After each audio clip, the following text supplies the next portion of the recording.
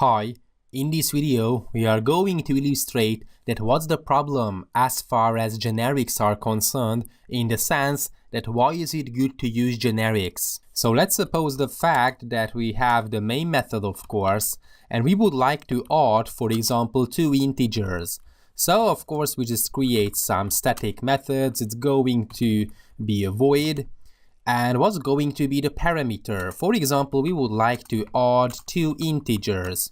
Okay, we are just going to print out that the sum is, plus we just have to append the sum of the num1 plus the num2. Okay, this is the method, and for example, sorry for that, the name is going to be add. And I would like to use this method, so I just have to call the add, and I'm able to use it for integers. So I would like to add the number 1 and the number 2. Let's call this method. Of course, as you may guess, the result is going to be 6. But what if we would like to use this method for adding doubles? 2.5 and 4. It's not going to be okay. So basically what we have to do is that we have to copy this same method and we have to rewrite the arguments. Of course, I'm going to call it add2, and instead of integers we are going to use doubles.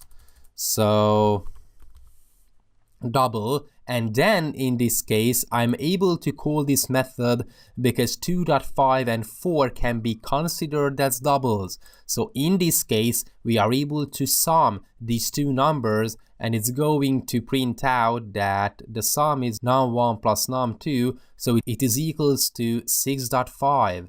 But basically we are able to make a single method that's going to be generic, in the sense that we just have to define that it's going to be a parameter. We don't know whether it's going to be an integer, a double, a float, a character, and so on. So we can avoid code duplication.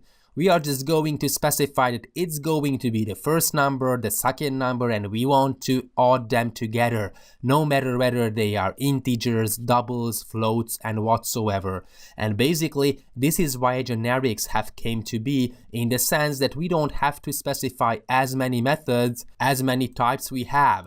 Or for example, we would like to sort integers, we would like to sort doubles, we would like to sort characters, we would like to sort custom objects. Of course, we don't want to specify as many methods as the number of types are out there. We want to specify a single method, and we want to make it generic, in the sense that no matter what's going to be the input, we would like to sort it, for example, or we would like to make some operation. And this problem can be solved with the help of generics. Thanks for watching.